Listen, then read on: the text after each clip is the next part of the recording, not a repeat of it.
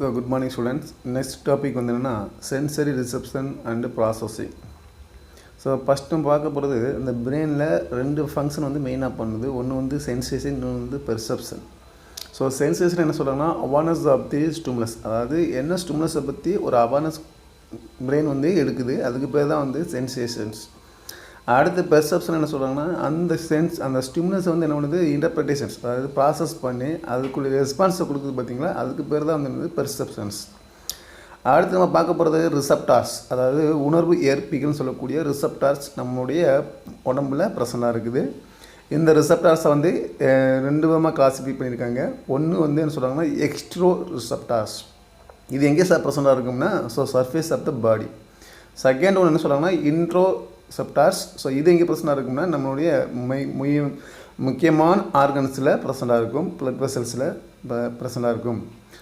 இதை தவிர்த்து இன்னொரு ரிசப்டார்ஸ் இருக்குது, அதுக்கு பேர் என்ன சொல்கிறாங்கன்னா ப்ரோப்ரியோ ரிசப்டார்ஸ். இந்த ப்ரோப்ரியோ ரிசப்டார்ஸ் எங்கே ப்ரெசண்டாக இருக்கும்னா நம்மளுடைய உடம்புக்கு உள்ளேயே, அதாவது என்ன நம்மளுடைய பொசிஷன்ஸ், நம்மளுடைய மூவ்மெண்ட்டை பற்றி, நம்ம பாடி மூவ்மெண்ட்டை பற்றி நமக்கு உணர்த்தக்கூடிய அந்த ரிசப்டார்ஸ் பற்றி என்ன சொல்கிறோம்னா ப்ரோப்ரியோ ரிசப்டார்ஸ்.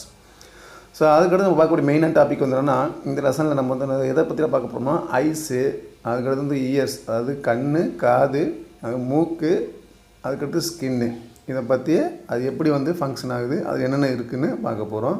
அதில் நம்ம ஃபஸ்ட்டு பார்க்க போகிறது என்னென்னா போட்டோ ரிசப்டார்ஸ் சொல்லக்கூடிய ஐஸ் பற்றி பார்க்க போகிறோம். ஐஸ் தான் வந்து என்ன சொல்கிறாங்கன்னா நம்மளுடைய பார்வை ஆர்கன், அதாவது என்னது விசன்ஸ் ஆர்கன் சொல்கிறாங்க. இந்த ஐஸ் எங்கே ப்ரெசண்டாக இருக்குன்னா ஆர்பிட் ஆஃப் த ஸ்கல், நம்மளுடைய ஸ்கல்லில் ஆர்பிட், அதாவது ஆர்பிட்னு சொன்னால் ஒரு பல்ல மாதிரி அல்லது குழி மாதிரி இருக்கும், அந்த குழியில் ப்ரெசண்டாக இருக்குன்னு சொல்கிறாங்க. அதுக்கடுத்து இந்த ஐஸிலுடைய ஒரு 6 மசில்ஸ் வந்து என்ன பண்ணியிருக்குன்னா ஹெல்ப் பண்ணுது. அது என்னென்ன மசில்ஸ் பார்த்தோம்னா superior, inferior, lateral, median rectus muscles, superior oblique and inferior ஆப்ளிக்னு சொல்லக்கூடியது. அதுக்கடுத்து நம்மளுடைய ஐஸில் இருக்கக்கூடிய அக்சசரி ஸ்ட்ரக்சர்ஸ் என்னென்ன, அதாவது அக்சசரி என்னத்தோம்னா துணையாக இருக்கக்கூடிய அமைப்புகள் என்னென்னு பார்த்தோம்னா அந்த அமைப்பு என்ன பண்ணுதுன்னா ப்ரொடெக்டிங் ஐஸ், நம்மளுடைய ஐஸ் வந்து என்னது பாதுகாக்குது. அப்படி என்னென்னு பார்த்தோம்னா ஃபஸ்ட்டு ஒன் ஐலிட்ஸ், அதுக்கடுத்து ஐஸ் லாசஸ், அடுத்து ஐப்ரோஸ், இது 3 வந்துன்னா அக்சசரி ஸ்ட்ரக்சர்ஸ். அடுத்து நம்ம பார்க்க போகிறது என்னென்னா கிளான்ஸு, அதாவது என்னென்ன கிளான்ஸ்னால் நம்ம ஐயில் இருக்கக்கூடிய என்னது சபாசிஸ் கிளான்ஸ் ஒரு கிளான்ஸ் இருக்குது. அது எங்கே பிரச்சனைனா பேஸ் ஆஃப் த ஐஸ் லாஸில் இருக்குது. அது வந்து என்ன பண்ணுதுன்னா எதை செக்ரெட் பண்ணுதுன்னா செக்ரெட் லூப்ரிகேட் ஃப்ளூட்ஸ், அது என்னது ஒரு உராய்வு சம்மந்தப்பட்ட ஒரு திரவத்தை சுரக்குது. அதுக்கடுத்து லாக்ரிமல் கிளான்ஸு, இந்த கிளான்ஸ் எங்கே பிரச்சனை இருக்குன்னா upper lateral region of the each orbit. இந்த லாக்ரிமல் கிளான்ஸ் தான் வந்து என்ன பண்ணுதுன்னா டியர்ஸ், அதாவது கண்ணீர்னு சொல்லக்கூடிய அந்த கண்ணீரை வந்து சுரக்கிறதுனா அந்த லாக்ரிமல் கிளான்ஸு. ஒரு நாளைக்கு நமக்கு எவ்வளோ கண்ணீர் சுரக்கும்னா 1 ml per day, ஒரு நாளைக்கு 1 ml சுரக்கும். இந்த டியர்ஸில் என்னென்ன ப்ரெசண்டாக இருக்குன்னு சொல்கிறாங்கன்னா சால்ட் ப்ரெசண்டாக இருக்குது, மியூக்கஸ் இருக்குது, அதுக்கடுத்து முக்கியமான ஒரு என்சைம் இருக்குது, லைசோசைம் என்ற ஒரு என்சைம் இருக்குது. இந்த என்சைம் என்ன பண்ணுதுன்னா பாக்டீரியாவை வந்து டெஸ்ட்ராய் பண்ணுது, அழிக்குது. அதுக்கடுத்து முக்கியமான 2 மார்க் கொஸ்டின் பாருங்கள், டைப்ஸ் ஆஃப் ரிசப்டார்ஸ். என்னென்ன ரிசப்டார்ஸாக நம்ம பாடியில் ப்ரெசண்டாக இருக்குன்னு கேட்டோம்னா ஃபஸ்ட்டு மெக்கனோ ரிசப்டார்ஸ்னு சொல்லக்கூடியது, அதாவது இந்த மெக்கனோ ரிசப்டார்ஸ் வந்து எதை வந்து நமக்கு உணர்த்தும்னா ப்ரெஷர் அண்டு வைப்ரேஷன் வந்து உணர்த்தும். இந்த ரிசப்டார்ஸ் எங்கே சார் ப்ரெசண்டாக இருக்குன்னு கேட்டோம்னா cochlea of the inner ear, நம்ம உள் காதில் இருக்கக்கூடிய காக்லியாவும் plus utriculus and circular canal, semicircular canal, இது 3 வந்து என்னென்னா மெக்கனோ ரிசப்டார்ஸ். அடுத்து நம்ம பார்க்க போகிறோம்னா கீமோ ரிசப்டார்ஸு. இது வந்து என்னென்னா நம்மளுடைய கெமிக்கல்ஸ் வந்து நமக்கு ஃபீல் பண்ண வைக்கும். இது எங்கே சார் பிரச்சனை இருக்குன்னா டேஸ்ட் பர்ஸ், டங்கில் இருக்கக்கூடிய டேஸ்ட் பர்ஸும் ப்ளஸ் வந்து நாசிலிபித்திலியமும். அதுக்கடுத்து தெர்மோ ரிசப்டார்ஸ். இது வந்து என்னென்னா டெம்பரேச்சர் நமக்கு வந்து ஃபீல் பண்ண வைக்கும். இது எங்கே பிரச்சனை இருக்குன்னா ஸ்கின்னில் பிரச்சனை இருக்குது. அதுக்கடுத்து போட்டோ ரிசப்டார்ஸ். இது வந்து நமக்கு எதை ஃபீல் பண்ண வைக்கும், லைட்டு. இந்த ரிசப்டார்ஸ் எங்கே சார் பிரச்சனை இருக்குன்னா நம்மளுடைய கண்ணில் இருக்கக்கூடிய ராட் அண்டு கோன் செல்லில் பிரச்சனை இருக்குது. அடுத்து நம்ம பார்க்க போகிறோம்னா கன்ஜெக்டிவா. கன்ஜெக்டிவா என்ன சொல்கிறாங்கன்னா தின் ப்ரொடெக்டிவ் மியூக்கஸ் மெம்பரேன், அதுக்கு பேர் என்ன சொல்கிறது கன்ஜெக்டிவா. அதுக்கடுத்து பாருங்கள் ஐயில் 2 கம்பார்ட்மெண்ட்ஸ் பிரச்சனை இருக்குது. ஒன்று வந்து என்ன சொல்லணும்னா ஆன்டீரியர், அனது ஒன்று என்ன சொல்லணும்னா போஸ்டீரியர் கம்பார்ட்மெண்ட்ஸ். நம்மளுடைய ஐயில் 2 கம்பார்ட்மெண்ட்ஸ் இருக்குது. என்னென்ன கம்பார்ட்மெண்ட்னா ஆன்டீரியர் அண்டு போஸ்டீரியர் கம்பார்ட்மெண்ட்ஸ். இந்த ஆன்டீரியர் கம்பார்ட்மெண்ட்டில் 2 சாம்பர்ஸ் பிரச்சனை இருக்குது. அந்த சாம்பர் எதுக்கு இருக்குன்னா ஃபஸ்ட்டு ஒன்று எதுக்கு இருக்குன்னா அதாவது கார்னியாவுக்கும் ஐரிஸுக்கும் இடையிலையும் செகண்ட் சேம்பர் எதுக்குன்னா அதாவது செகண்ட் சேம்பர் ஐரிஸுக்கும் லென்ஸுக்கும் இடையில் 2 சேம்பர்ஸ் காணப்படுது. இந்த கம்பார்ட்மெண்ட்டில் இருக்கக்கூடிய அந்த ஃப்ளூட்ஸ்க்கு பேர் சொல்லணும்னா அக்கோஸ் ஹீமர். இது பார்க்க வாட்டர் மாதிரியாக இருக்கும். செகண்ட் கம்பார்ட்மெண்ட் அதாவது போஸ்டே கம்பார்ட்மெண்ட் இது எங்கே பிரச்சனை இருக்கும்னா லென்ஸுக்கும் ரெட்டினாக்கும் இடையில் அந்த கம்பார்ட்மெண்ட் இருக்குது.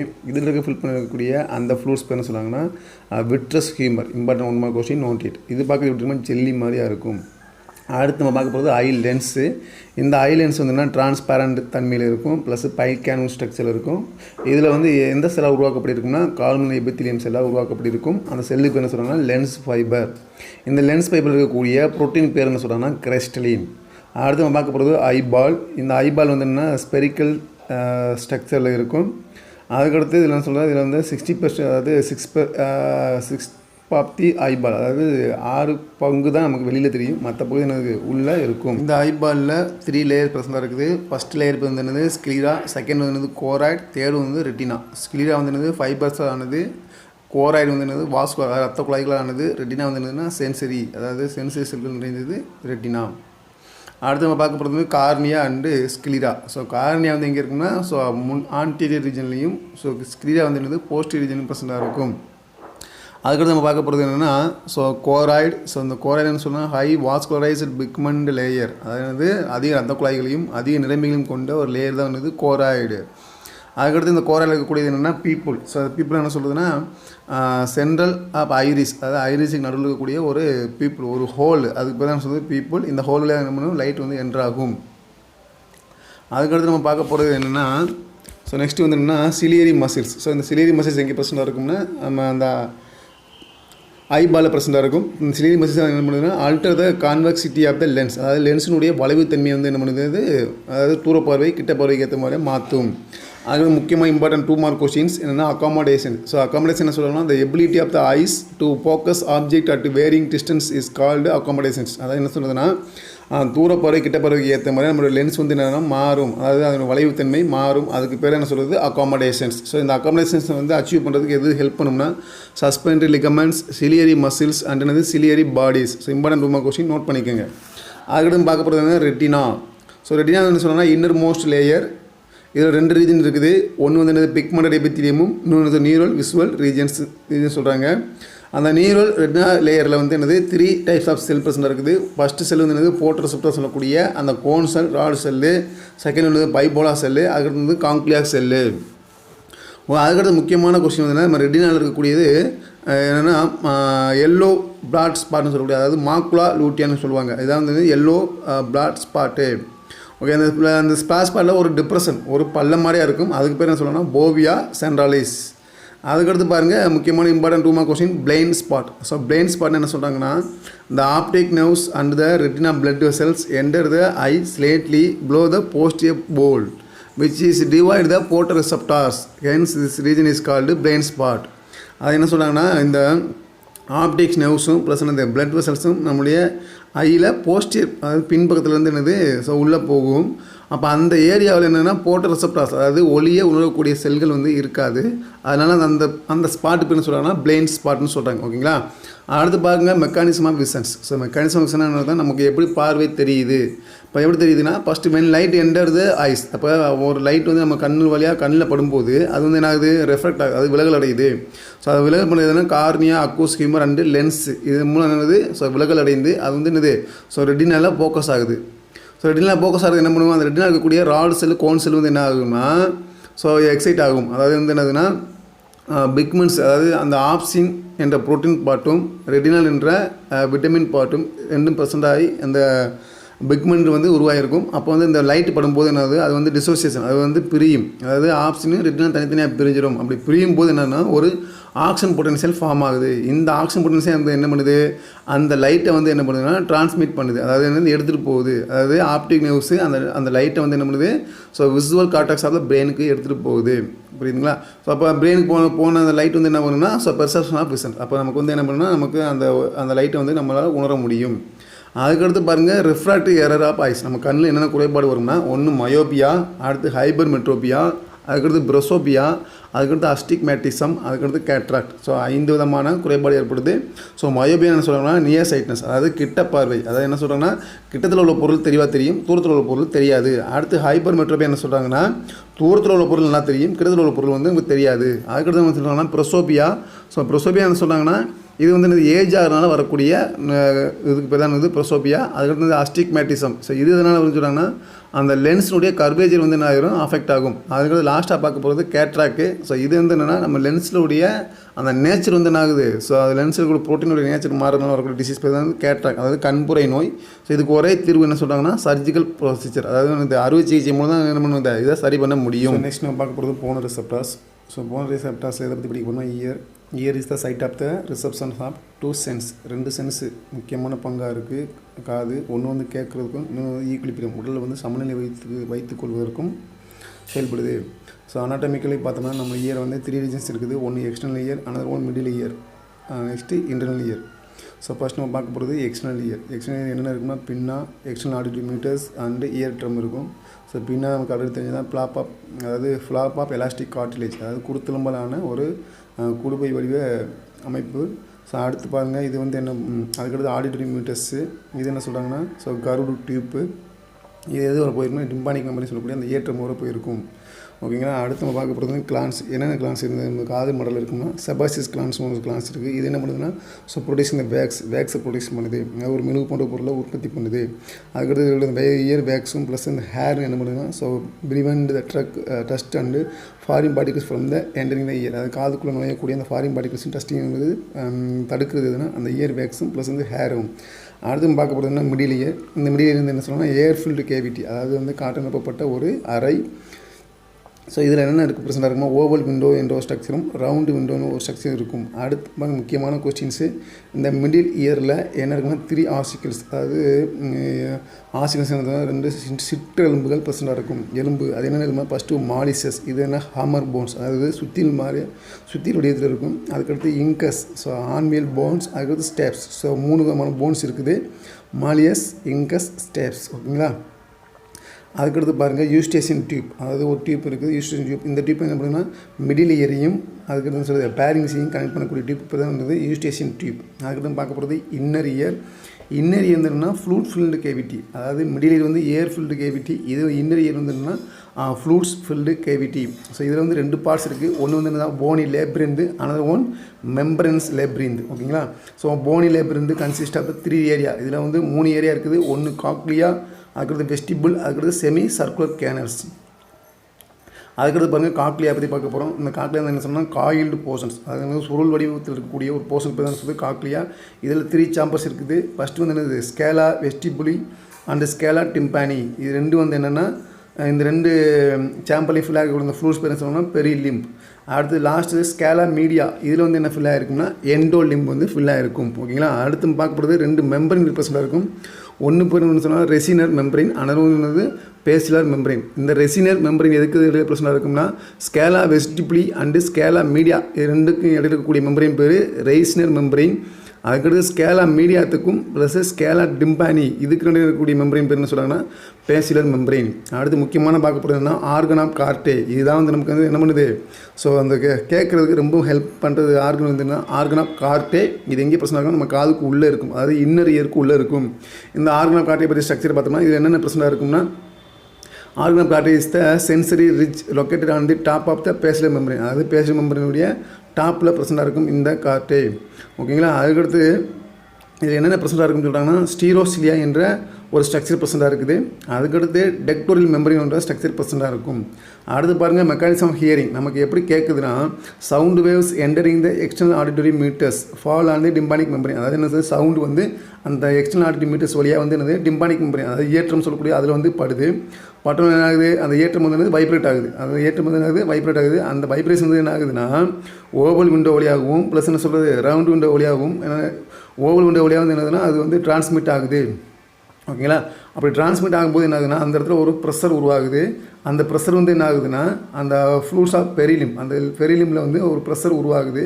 அந்த ப்ரெஷர் தான் வந்து என்னது ரவுண்ட் விண்டோ, அதாவது அந்த ப்ரெஷர் எங்கே போகுது ரவுண்ட் விண்டோவுக்கு போகுது. அப்போ வந்து இந்த ப்ரெஷர் வந்து அந்த ரவுண்டு வந்து என்ன ஆகுதுன்னா ஸோ முன்னையும் பின்னையும் வந்து என்ன ஆகுது ஸோ ஆல்டர்னேட்டாக வந்து என்னது பல்ஜ் ஆகுது இது ரவுண்டு விண்டோ. அப்படி பல்ஜ் ஆகும்போது என்ன ஆகுது ஆர்கன் ஆஃப் கார்ட்டையும் பல்ஜ் ஆகுது. அப்படி ஆகும்போது என்ன ஆகுதுன்னா அங்கே வந்து என்னது அயன் சேனல்ஸ் வந்து கேட்டு வந்து என்னது ஓப்பன் அண்டு க்ளோஸ் ஆகுது. ஓப்பன் அண்டு க்ளோஸ் ஆகுது. அப்படி ஓப்பன் அண்டு க்ளோஸ் ஆகும்போது என்ன ஆகும்னா அந்த வைப்ரேஷன் வந்து என்ன ஆகுதுன்னா ஸோ ட்ரான்ஸ்மிட் ஆகும். ஸோ அந்த ட்ரான்ஸ்மிட் அதாவது அந்த வைப்ரேஷன் எடுத்துகிட்டு போகக்கூடிய அந்த நர்வ்ஸ் பேர் சொன்னோம்னா காக்லியர் நர்வ்ஸ். இந்த காக்லியர் நர்வ்ஸ் எங்கே போக எடுத்துகிட்டு போகுது பிரெயினுக்கு எடுத்துகிட்டு போகுது. ஸோ பிரெயின் வந்து நமக்கு அந்த சவுண்டு கேட்கும். ஓகேங்களா. அடுத்து பாருங்கள் டிஃபெக்ட் ஆஃப் இயர்ஸ். அதாவது டிஃபெக்ட் ஆஃப் இயர்ஸ்ன்னு சொல்கிறாங்கன்னா அதாவது காதில் ஏற்படக்கூடிய குறைபாடுகள் என்னென்னா 2 விதமான குறைபாடு ஏற்பட சொல்கிறாங்க. ஒன்று வந்து கண்டக்டிவ் டெஃப்னஸ், அதாவது வந்து கடத்துதலில் ஏதாவது குறைபாடு ஏற்படலாம். அடுத்தது வந்து சென்சரி நியூரல் டெஃப்னஸ், அது 2 விதமான குறைபாடு சொல்கிறாங்க. ஸோ அடுத்து பாருங்கள் கண்டக்டிவ் டெஃப்னஸ் ஏற்படுறதுக்கு என்னென்ன பாசிபிள்னா அதாவது the blocking of ear canal with ear wax. அதாவது இந்த இயர் வேக்ஸ்னால நம்ம அந்த இயர் கேனல் வந்து என்ன பண்ணிடலாம் பிளாக் ஆகிக்கலாம். அதுக்கடுத்து rupture of ear drum, ear drum வந்து என்னது ரப்சர் ஆகிறது. அடுத்து middle ear infection with fluid accumulations, அதாவது மிடில் இயரில் ஏதாவது இன்ஃபெக்ஷன் நடக்கிறதுனால. அடுத்து restriction of the articular movements, அதாவது அந்த அந்த அந்த 3 ஆசிக்கல் சொன்னோம்னா சிற்றெலும்பு அந்த எலும்பு வந்து மூவ் ஆகணும். அந்த எலும்பு மூவ் ஆகட்டும் என்ன பண்ணுவது ஸோ நமக்கு காது கேட்காதுன்னு சொல்கிறாங்க. அடுத்து நம்ம பார்க்க போகிறோம்னா ஆர்கன் ஆஃப் ஈக்குலிபிரியம், அதாவது நம்ம உடல் வந்து சமநிலை இருக்கிறதுல என்னென்ன ஆர்கன்ஸ் வந்து இன்வால்வ் ஆகுதுன்னா the balance is the part of the sense is called proprioceptions. அதாவது அந்த பேலன்ஸ் வந்து என்ன ரிசெப்ஷன் சொல்கிறாங்கன்னா ப்ரோப்ரியோசெப்ஷன்ஸ் சொல்கிறாங்க.